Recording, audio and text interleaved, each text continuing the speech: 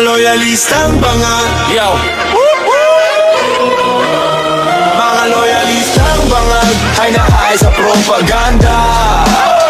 Mga loyalistang bangag may sarili mundo kasama bangag nilang presidente. Sila'y mga nakapula parang uniform sa eskwela. Sinasamba ang pamilyang bangag na parang telenovela. Mayaman daw sila sa talino pero naniniwala sa fake gold na kwento na kahay sa propaganda. Di na kailangang suminghot, oh my ghost project. Pero si bangag wala daw alam dito. May nawawalang bilyones, ingay politika lang daw. Walang programa, hindi mo lang daw get. Sa utak nila si Junior ay best of the best.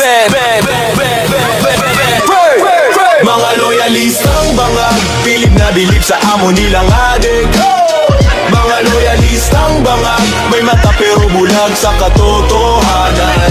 Mga loyalistang bangag hay na hay sa propaganda. Mga loyalistang bangag may sarili mundo kasama bangag nilang presidente. Plano, programa, ha, ano yon? Basta ang slogan nila, BBM lang tayo. Kahit bahana sa kaliwat kanan, kasalanan ni Tony Duterte, hindi ng Marcos namin. Kahit walang nagawa, grabe achievements, pero puro posters lang pala ang improvements. Sa tuwing may kritisismo sila'y nagwawala, laging sabi BBM is the best, sumingot the best.